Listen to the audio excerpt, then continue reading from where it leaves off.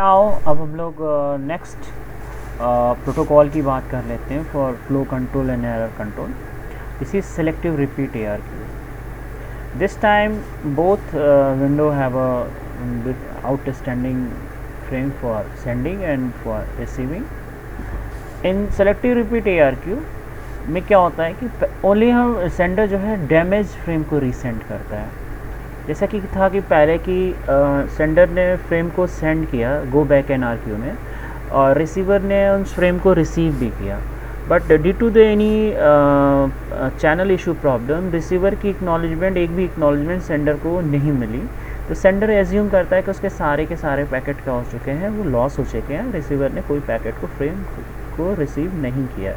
तो इस केस में सेंडर क्या करता है कि उन सारे फ्रेम्स को फिर से दोबारा रीसेंड कर देता है जो रिसीवर ने ऑलरेडी रिसीव कर रखा है. तो इससे क्या होता है कि जो यूटिलाइजेशन होती है बैंडविड्थ की या चैनल परफॉर्मेंस की या प्रोसेसिंग की कह ले जाते हैं, वो पुअर हो जाती है. तो इन दैट केस इस इशू को हैंडल करने के लिए यार फिर ये आया दिमाग में कि यार सारे फ्रेम के बजाय सिर्फ उन्हीं फ्रेम को अगर सेंडर सेंड करे रिसीवर साइड पे जो रिसीवर साइड पे एक्चुअली नहीं पहुँचे हैं.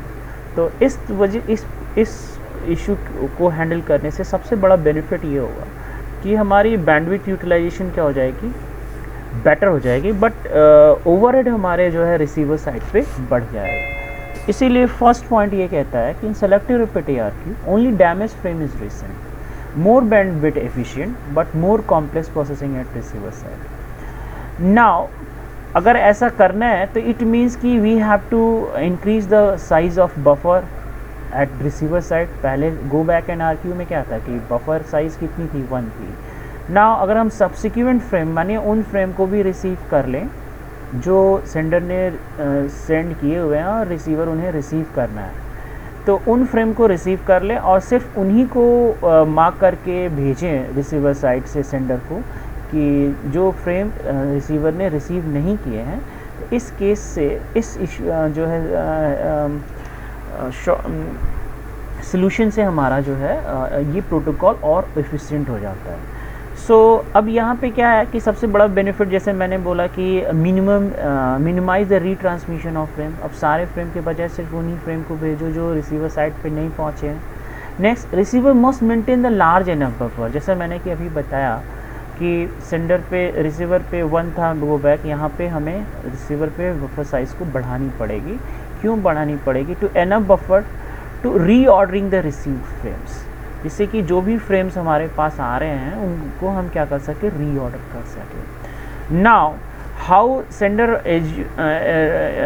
एनालाइज दैट कि which frame has not been received by the receiver. तो इस बार सेंडर को रिसीवर पॉजिटिव एक्नॉलेजमेंट के साथ साथ नैक एक्नॉलेजमेंट भी भेजेगा. नैक एक्नॉलेजमेंट क्या रिपोर्ट करेगा कि इस नंबर का फ्रेम रिसीवर को नहीं पहुंचा है. Just like that it defines a negative acknowledgement to report the sequence number of damage frame before the timer expire. यानी टाइमर के एक्सपायर होने से पहले अगर रिसीवर सेंडर को उस फ्रेम की नेगेटिव एक्नॉलेजमेंट फ्रेम की सेंड कर देता है और सेंडर उसे रिसीव कर लेता है, तो सेंडर सिर्फ उन्हीं फ्रेम को भेजेगा जो रिसीवर साइड पे एक्चुअली नहीं पहुँचे हैं.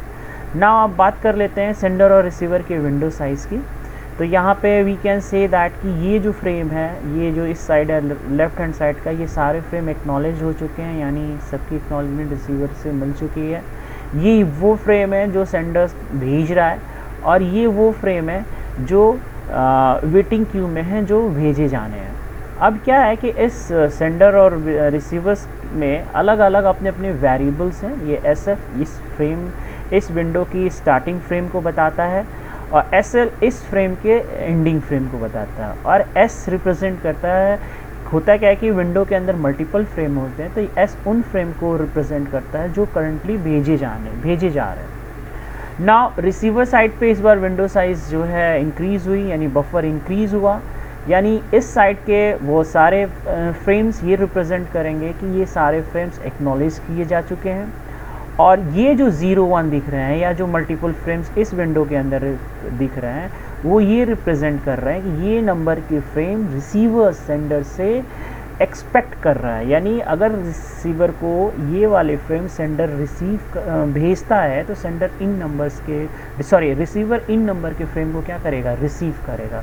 नाउ ये क्या है, ये फ्रेम जो है आगे जब ये स्लाइडर्स मूव करेंगे तो ये फ्रेम जो है नेक्स्ट एक्सपेक्टेड है जो रिसीवर साइड से सेंडर इन्हें सेंड करेगा, यानी frame that can not be accepted. ये एक्सेप्टेड क्यों नहीं है, क्योंकि ये विंडो के अंदर नहीं है। 2301 एक्सेप्टेड क्यों नहीं है, क्योंकि ये विंडो के नहीं है। सिर्फ उन्हीं फ्रेम को रिसीवर रिसीव करेगा जो उसके विंडो के अंदर मार्क्ड है।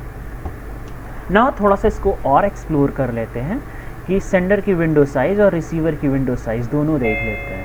अब जैसे ये देख रहे हैं कि 13, 14, 15 ऑलरेडी एक्नॉलेज्ड हो चुके हैं। अब ये हमारा विंडो है, सेंडर साइड की विंडो है, जिसमें आप देख सकते हैं कि ये मल्टीपल फ्रेम्स हैं 0 to 7। इसमें से 0 to 7 में 0 to 3 फ्रेम्स क्या हो चुके हैं, ऑलरेडी सेंड किए जा चुके हैं, और बट ये एक्नॉलेज्ड नहीं है, इसीलिए इनको मैंने ऑरेंज में मार्क किया है। और ये फ्रेम जो है अब भेजे जा सकते हैं, तो इन्होंने मैंने वाइट से मार्क किया है। सो नाउ ये SF रिप्रेजेंट कर रहा है 0, यानी इस विंडो के स्टार्टिंग फ्रेम को, और 7 रिप्रेजेंट करता है लास्ट फ्रेम को।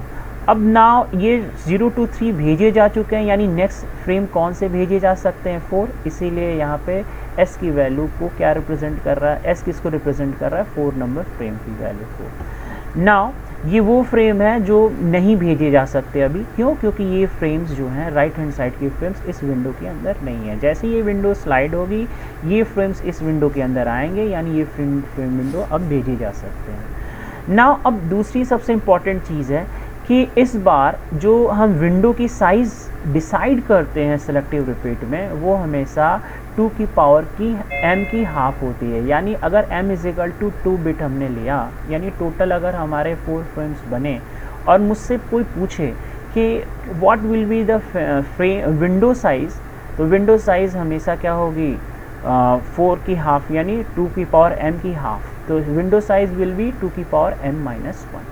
That's a very important point. वहाँ पे क्या था, गो बैक इन RQ में कि 2 की पावर m-1, यानी लेस देन 2 की पावर m, और यहाँ पे क्या है 2 की पावर m डिवाइडेड बाई 2, यानी जो भी फ्रेम की नंबर ऑफ फ्रेम होंगे उनका आधा हमारा क्या होगा, फ्रेम ये विंडो की साइज़ को डिसाइड करेगा। सो दैट्स वाई 2 की पावर m-1। ऐसा क्यों है हम आगे देखेंगे। नाउ अब बात करते हैं कि रिसीवर साइड के विंडोज़ कैसे होंगे। यानी ये रिसीवर साइड के विंडो इस बार जो है there is increase in buffer.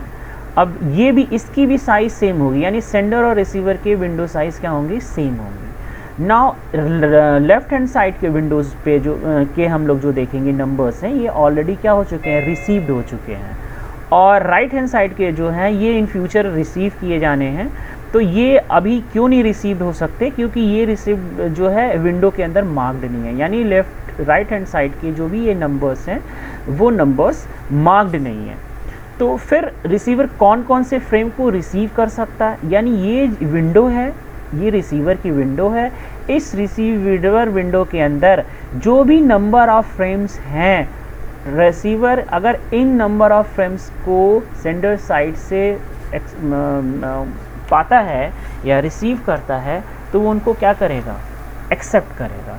यानी 3, 4, 5, 6, 7, 8, 9, 10 is marked under the window, so we sender expecting the such a number frame from the sender side. So RN क्या है, receive window, next expected window, यानी receiver जो है frame number 3 को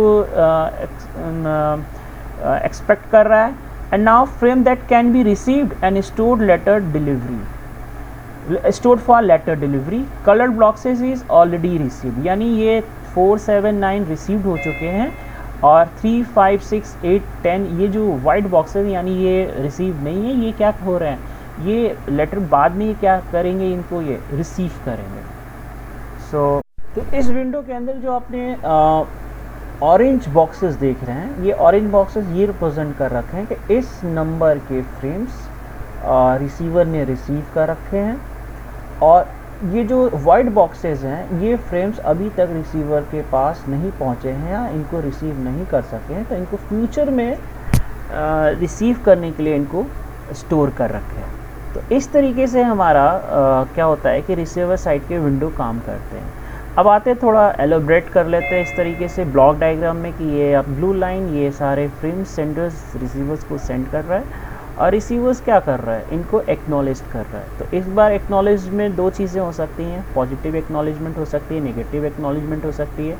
positive acknowledgement ये represent करेगा कि receiver next expected frame क्या है, और नेगेटिव एक्नॉलेजमेंट का मतलब ये है कि रिसीवर को ये फ्रेम अभी तक नहीं मिला है, और ये अगर with in time limit negative acknowledgement sender side को मिलती है तो सेंडर सिर्फ उन्हीं फ्रेम को वो एक्नॉलेज करता है या रीसेंड करता है।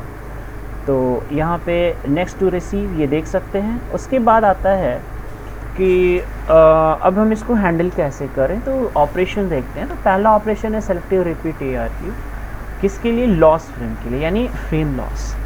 अब आते हैं देखते हैं वन बाय वन अंडरस्टैंड कर लेते हैं। We have a frame, sender and receiver both have a window size same, and now sender have a frame number 0 and frame number 1 in their window. So ये frame number 0 भेजता है and frame number 1 भेजता है, both frames numbers are marked in a receiver side variable. Then receivers what will do, receiver will receive the frame number and send the acknowledgement number to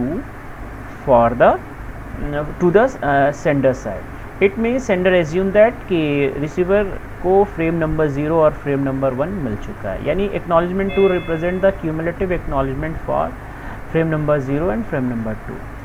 Now अब जैसे acknowledgement मिली, sender ने इन sliders को move किया। now अब next outstanding frame जो है 2 3 है, ये acknowledged हैं, ये भेज रहे हैं। तो नाउ फ्रेम नंबर 2 जैसे ही इन्होंने भेजा, and due to the channel problem frame number 2 क्या हो गया, नेटवर्क के अंदर लॉस हो गया, यानी फ्रेम नंबर 2 नेटवर्क पे नहीं पहुंचा। और साथ ही साथ क्योंकि ये फ्रेम नंबर 3 भी आउटस्टैंडिंग जो है फ्रेम है, विंडो के पार्ट है, तो उन्होंने फ्रेम नंबर 3 भेजा। और जैसे ही फ्रेम नंबर 3 भेजा, रिसीवर साइड को एक चीज़ ध्यान दीजिएगा, रिसीवर साइड को फ्रेम नंबर 2 नहीं पहुँचा है, लेकिन रिसीवर साइड को फ्रेम नंबर 3 पहुंच गया है।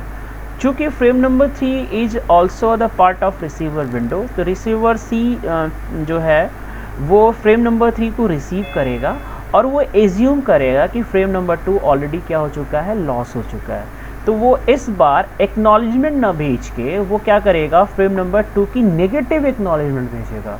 अब जैसे रिसीवर साइड से नेगेटिव एक्नॉलेजमेंट फ्रेम नंबर 2 की मिलेगी, सेंडर ये एज्यूम करेगा कि रिसीवर को फ्रेम नंबर 2 जो है नहीं पहुंचा है। तो इस बार इस नेगेटिव एक्नॉलेजमेंट की हेल्प से इस बार सेंडर पूरे फ्रेम यानी 2 और 3 फ्रेम को दोबारा रीट्रांसमिट करने के बजाय वो सिर्फ किसको भेजेगा, फ्रेम नंबर 2 को भेजेगा, सिर्फ उन्हीं फ्रेम को भेजेगा जो रिसीवर साइड पे नहीं पहुंचा है। तो इस तरीके से हम क्या करेंगे कि हम अपने सेलेक्टिव रिपीट की हेल्प से हम अपने सिस्टम की परफॉर्मेंस, अपनी बैंडविड्थ को अच्छे से यूटिलाइज करेंगे। इससे हमारी थ्रूपुट भी हमारी क्या होगी, इंक्रीज करेगी। नाउ जिस तरीके से हमने अभी गो बैक NRQ में विंडो के साइज़ डिसाइड किया था, अब सेलेक्टिव रिपीट के लिए भी विंडो साइज़ बहुत इंपॉर्टेंट है। इस बार जो है विंडो साइज़ जो है सेंडर रिसीवर की जस्ट हाफ ऑफ द 2 की पावर m है, यानी अगर m की वैल्यू 2 है जैसा कि मैंने बताया, यानी विंडो साइज विल बी 2 की पावर m/2। ऐसा क्यों है, ऐसा हम कंपेयर करेंगे figure number 2 and figure number 3 से। तो आइए अंडरस्टैंड करते हैं कि अगर विंडो साइज 2 की पावर m/2 है, यानी 2 की पावर m-1 है, तो क्या होगा, और अगर विंडो साइज ग्रेटर देन 2 की पावर m-1 है तो क्या होगा। यानी यहाँ पे हम ये देख सकते हैं कि frame number 0 and frame number 1 outstanding frame है सेंडर साइड के, जो भेजे जाने हैं रिसीवर को। इनको भेजने से पहले सेंडर ने क्या डिसाइड किया, ये टाइमर। जैसे ही इसने फ्रेम नंबर 0 भेजा, 0 अब आप रिसीवर साइड पे भी देख सकते हैं कि फ्रेम नंबर 0 और frame number 1 these are the next expecting frame from receiver side, ये रिसीवर साइड के विंडो में मार्क है। जैसे इनको फ्रेम नंबर 0 मिला, रिसीवर साइड इसको मैंने पहले बताया कि वो 1 बाय 1 भी एक्नॉलेज कर सकता है और क्यूमुलेटिव एक्नॉलेज भी कर सकता है। तो रिसीवर ने नेक्स्ट एक्सपेक्टिंग फ्रेम की एक्नॉलेजमेंट भेजी जो कि सेंडर्स के पास नहीं पहुंची। तो उस तुरंत फ्रेम नंबर 0 के साथ साथ देख सकते हैं कि फ्रेम नंबर 1 भी सेंडर ने भेजा है, क्योंकि एक साथ कई सारे मल्टीपल फ्रेम भेज सकते हैं। फ्रेम नंबर 1 भी गया, लेकिन फ्रेम नंबर 1 गया, फ्रेम नंबर 1 रिसीवर पे मार्क्ड है, रिसीवर ने इसको रिसीव किया, रिसीवर ने फिर एक्नॉलेजमेंट भेजी, लेकिन ये दोनों एक्नॉलेजमेंट फ्रेम नंबर 0 की और 1 की इंडिविजुअल एक्नॉलेजमेंट या क्यूमुलेटिव एक्नॉलेजमेंट जो भी रिसीवर ने भेजा है वो सेंडर साइड पे नहीं पहुंचा। जैसे ही सेंडर साइड पे कोई भी एक्नॉलेजमेंट नहीं पहुंचती है, सेंडर का टाइमर क्या हो गया, एक्सपायर हो गया, वो फिर से क्या करेगा, फ्रेम नंबर 0 को रीसेंड करना स्टार्ट करेगा। अब फ्रेम नंबर 0 जैसे ही रीसेंड किया, मार्क्ड क्या है, अब देखिए इसने स्लाइड मूव कर लिया, इस बार मार्क्ड फ्रेम नंबर क्या है रिसीवर साइड पे 2 और 3, वो क्या एक्सपेक्ट कर रहा है, फ्रेम नंबर 0 को एक्सपेक्ट कर रहा है, लेकिन फ्रेम कौन सा वो क्या कौन सी फ्रेम को एक्सपेक्ट कर रहा है, फ्रेम नंबर 2 को, लेकिन फ्रेम नंबर कौन सा आ रहा है सेंटर साइड से 0, तो 0 और 2 का कोई मैच नहीं, यानी ये फ्रेम जो भी आया है सेंटर साइड से वो फ्रेम क्या है, इनकरेक्ट है, तो वो रिसीवर क्या करेगा, उस फ्रेम को डिस्कार्ड करेगा। तो इस तरीके से क्या होगा, रिसीवर कोई भी एरर बाय एरर मैसेज को रिसीव नहीं कर सकता।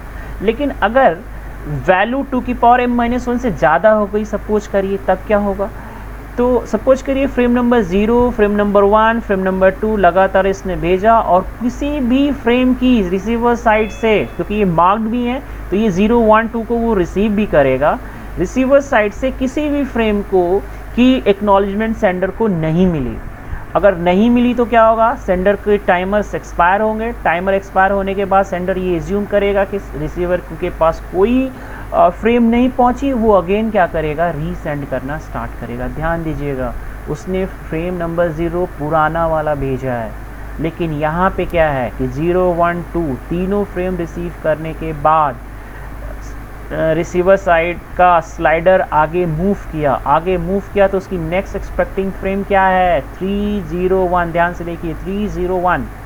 अब ये जो 0 है फ्रेम नंबर, ये नेक्स्ट सीक्वेंस के फ्रेम का नंबर है, लेकिन अब ये यहाँ पे ये क्या भेज रहा है, पुराना नंबर वाला फ्रेम नंबर 0, और ये क्या अंडरस्टैंड कर रहा है, नया वाला फ्रेम नंबर 0। और इस एरर की वजह से रिसीवर क्या करेगा, पुराने वाले फ्रेम को नया वाला फ्रेम समझ के रिसीव कर लेगा। इससे प्रॉब्लम क्या होगी, इससे हमारा पूरा का पूरा डेटा जो जब वो सिंक्रोनाइज होगा, क्लब होगा और ओरिजिनल फॉर्म में चेंज होगा, उसमें क्या रिप्रेजेंट, डेटा लॉस रिप्रेजेंट करेगा। सो दैट्स वाई इस एरर से बचने के लिए we have to keep the window size always 2 की power m/2। Okay, so after understanding, I hope so थोड़ा बहुत आप understanding the concept of a selective repeat ARQ. Now we are going to understand the concept differences between stop and wait protocol and sliding. Now after the understanding the concept of a stop and wait, go back in ARQ, and sliding selective repeat ARQ.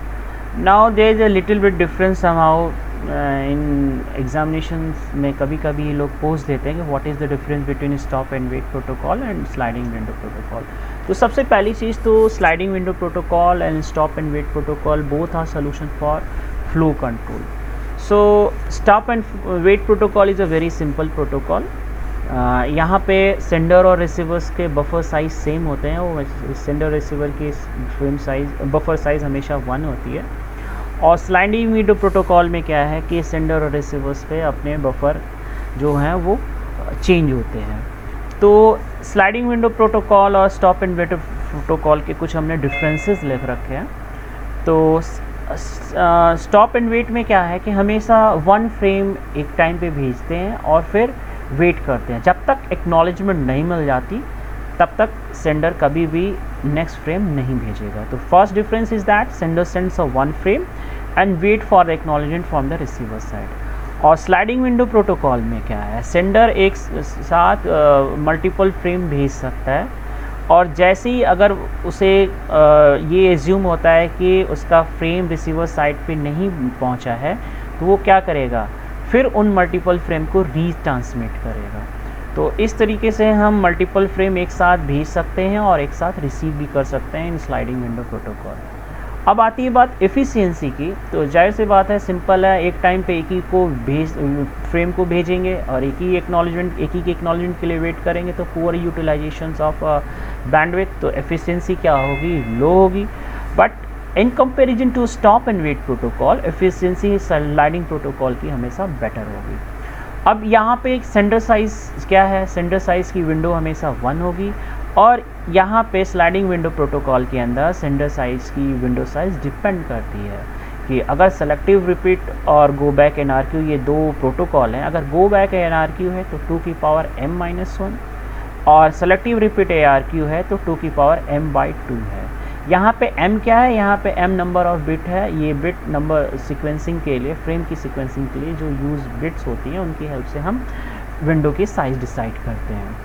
Receiver side पे window size क्या होगी, V1 होगी, और यहाँ पे sliding window protocol में अगर गो back NRQ है तो रिसीवर की विंडो साइज़ हमेशा 1 फ्रेम होगा, और स्लाइडिंग विंडो प्रोटोकॉल में हमें जो है सेलेक्टिव रिपीट के लिए विंडो साइज़ जो है रिसीवर की 2 की पावर m/2 होगी। Now sorting is not necessary, क्यों नहीं नेसेसरी है, क्योंकि हमेशा हम एक ही फ्रेम भेज रहे हैं, तो there is no need to sorting. But यहाँ पे क्या होता है, sorting is necessary because sometimes frame out of order भी हम लोग रिसीव करते हैं, जैसा कि हमने सेलेक्टिव रिपीट में देखा है, so there is a need of a sorting. Now efficiency, how we will calculate, there is a formula, efficiency is 1/1 + 2a, and efficiency select window protocol की यहाँ पे क्या है, यहाँ पे विंडो की साइज़ 1 है इसलिए 1, और यहाँ पे विंडो की साइज़ n है, इसलिए एफिशिएंसी कैलकुलेट करने के लिए हमें क्या करना पड़ेगा, नंबर ऑफ विंडो से मल्टीप्लाई करेगा, इसीलिए एफिशिएंसी इज़ n/1 + 2a है।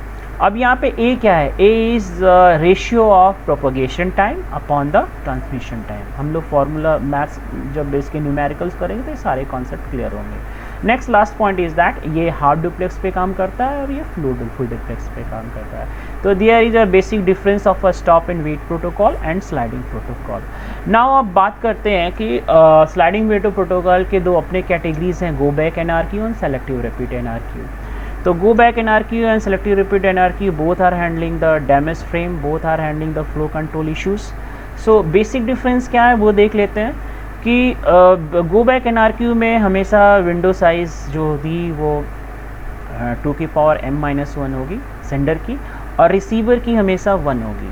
बट सेलेक्टिव रिपीट में क्या है कि दोनों की विंडो साइज़ सेम होगी, यानी सेंडर की भी और रिसीवर की भी, और इसकी वैल्यू 2 की पावर m/2 होगी।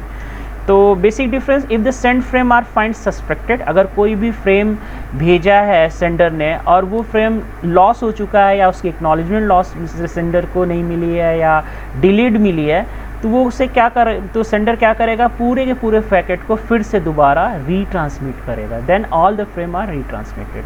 बट सेलेक्टिव रिपीट में क्या है कि सिर्फ अगर कोई फ्रेम सस्पेक्ट होता है कि लॉस हो चुका है तो रिसीवर क्या करेगा, सिर्फ उसी की नेगेटिव एक्नॉलेजमेंट सेंडर को सेंड करेगा, जिससे कि सेंडर एज्यूम कर सके कि सारे अदर्स फ्रेम्स वो रिसीवर रिसीव कर चुका है, सिर्फ इस नंबर की फ्रेम रिसीवर ने रिसीव नहीं किया। तो सिर्फ सेंडर क्या करेगा, उसी पैकेट को, उसी फ्रेम को सेंड करेगा जो रिसीवर ने नेगेटिव एक्नॉलेजमेंट के थ्रू भेज रखा है, यानी only those frame are retransmitted which are found suspected, यानी पूरे फ्रेम को ट्रांसमिट करने के बजाय सिर्फ उन्हीं फ्रेम को भेजेगा सेंडर जो डैमेज्ड है। अब कॉम्प्लेक्सिटी की बात करें तो अब रिसीवर साइड पे यहाँ पे क्या है, 1 विंडो है और यहाँ पे रिसीवर साइड पे मल्टीपल विंडो के अंदर मल्टीपल फ्रेम है। तो यहाँ पे क्या होगा, कॉम्प्लेक्सिटी यानी ओवरहेड रिसीवर साइड पे बढ़ रहा है। तो कॉम्प्लेक्सिटी की बात करेंगे तो selective repeat are more complex in comparison to go back NRQ। Now sender की विंडो साइज़ जैसा कि मैंने अभी बताया कि दोनों पे n है, n की वैल्यू डिपेंड करती है, इसमें होती है 2 की पावर m-1 यानी लेस देन 2 की पावर m, और यहाँ पे क्या होती है 2 की पावर m/2। यहाँ पे रिसीवर की 1 और यहाँ पे 2 की पावर m/2, n मतलब 2 की पावर m/2। अब शॉर्टिंग यानी अब ये मे और मे नॉट बी नेसेसरी, क्योंकि पैकेट ऑर्डर में भी आ सकते हैं, विदाउट ऑर्डर में भी आ सकते हैं, लेकिन रिसीवर साइड पे सॉर्टिंग की ज़रूरत हमेशा पड़ेगी, क्योंकि रिसीवर क्या कर रहा है, सिर्फ उन फ्रेम को भी रिसीव कर ले रहा है जो आउट ऑफ ऑर्डर आ रहे हैं। लेकिन सॉर्टिंग में गो बैक एंड आरक्यू में क्या है कि रिसीवर पे एक ही विंडो है, सॉरी विंडो के अंदर एक ही मार्क फ्रेम है जो रिसीवर एक्सपेक्ट कर रहा है, तो यहाँ पे सॉर्टिंग की ज़रूरत नहीं भी पड़ सकती है। नाउ एफिशिएंसी का फॉर्मूला सेम है कि यहाँ पे एफिशिएंसी इज़ n/1+2 है, ये विंडो की साइज़ है सेलेक्टिव रिपीट के लिए भी और गो बैक एंड आरक्यू के लिए भी। अब एक्नॉलेजमेंट की बात करेंगे तो यहाँ पे क्या है, एक्नॉलेजमेंट दोनों क्यूमुलेटिव भेजते हैं, लेकिन यहाँ पे जो इंडिविजुअल एक्नॉलेजमेंट की बात हो रही है ये इंडिविजुअली भेजते हैं और नेगेटिव एक्नॉलेजमेंट भी भेजते हैं। Negative acknowledgement can not be send, ध्यान दीजिएगा, in go back N ARQ. अब एक्नॉलेजमेंट नंबर है, acknowledgement number NAK number refer to the next expected frame, sorry यहाँ पे ये नैक के बजाय ACK है, और ये NAK frame refers the frame loss, यानी यहाँ पे ये जो नैक रिप्रेजेंट कर रहा है उन फ्रेम को जो रिसीवर ने रिसीव नहीं किया। तो ये एक छोटा सा बेसिक डिफरेंस है गो back N RQ and selective repeat and RQ पे, जिसकी हेल्प से हम अपने कंप्यूटर सिस्टम के अंदर मल्टीपल हेट्रोजीनियस जो डिवाइसेस है, जैसा कि मैंने पहले बोला कि they have a different speed, तो we use with the help of these protocols we synchronise the multiple devices and their speed. So I hope ये आपको कॉन्सेप्ट समझ में आया होगा, और इसके बेसिस पे समटाइम्स न्यूमेरिकल आते हैं, तो आपके न्यूमेरिकल्स इस पर करने हैं। So thank you very much for watching.